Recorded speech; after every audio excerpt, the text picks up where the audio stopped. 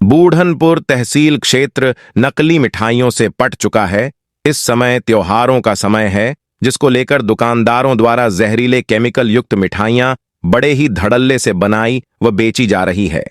नगर पंचायत बूढ़नपुर, गोपालगंज सहित अनेक बाजार में बंगाली मिष्ठान भंडार की ब्रांच है। बंगाली मिष्ठान भंडार द्वारा क्षेत्र के सभी छोटी बड़ी बाजारों में मिठाइयां सप्लाई की जाती है। बता दें कि दूध का भाव 60 रुपया प्रति लीटर है।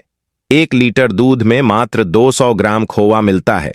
इतनी महंगाई होने के बावजूद भी बंगाली मिष्ठान से सस्ते दर पर नकली मिठाई बेची जा रही है। बंगाली मिष्ठान की दुकान से रसगुल्ला मात्र 120 रुपया प्रति किलो खरीद सकते हैं। इतना ही नहीं, काजू बर्फी, गुलाब जामुन जैसी सैकड़ों मिठाइयां मात्र 120 रुपये में प्राप्त कर सकते हैं। अब आप समझ सकते हैं कि मिठाई के नाम पर किस तरह से जहर की दुकानदारी की जा रही है।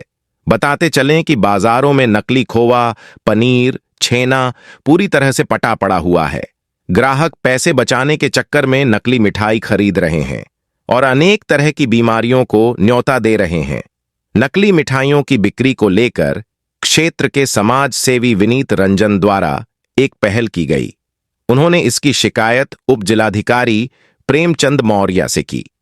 विनीत रंजन ने शिकायत के माध्यम से कहा कि नगर पंचायत बूढ़नपुर सहित सभी बाजारों में हो रही नकली मिठाई की बिक्री की रोकथाम की जाए। इतना ही नहीं, सभी बंगाली मिष्ठान भंडार में मिठाई की जांच की जाए। साथ ही दुकानदार के विरुद्ध सख्त से सख्त कार्रवाई की है। इतना ही नहीं, बंगाली मिष्ठान की दुकान पूरी तरह से प्रतिबंधित हो। दुकान के मालिक के खिलाफ सख्त कानूनी कार्रवाई की जाए, क्योंकि मिलावटखोरी का आलम इस कदर है कि इस दुकान की मिठाई खाकर लोग बीमार पड़ रहे हैं। वहीं विभागीय अधिकारियों की लापरवाही के चलते ऐसे धंधे बड़े ही धड़ल्ले से फल फूल रहे हैं।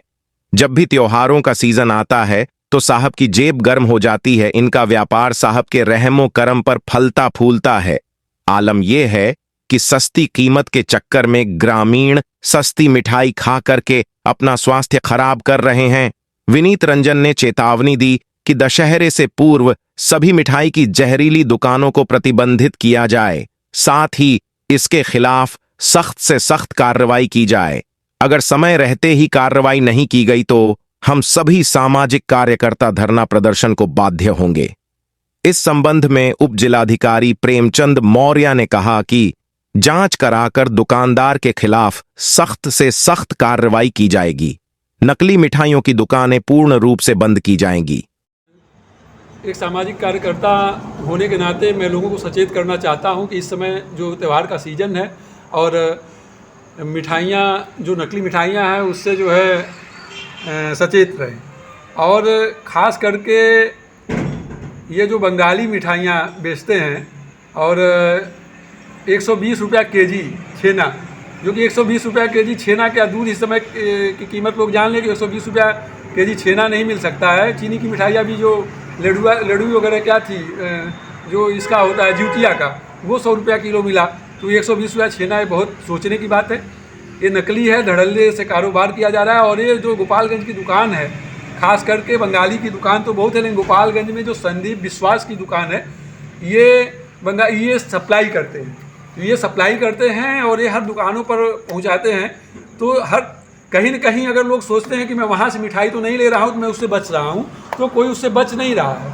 हम कहते हैं वो सप्लाई कर रहे हैं तो हम उनके हाथ से ना लेकर के कहीं से भी लेंगे तो हम उस चीज़ को ले रहे हैं। तो सबको मैं सचेत कर रहा हूँ कि आप लोग मिठाइयों से, खास करके नकली केमिकल युक्त मिठाइयों से बचें।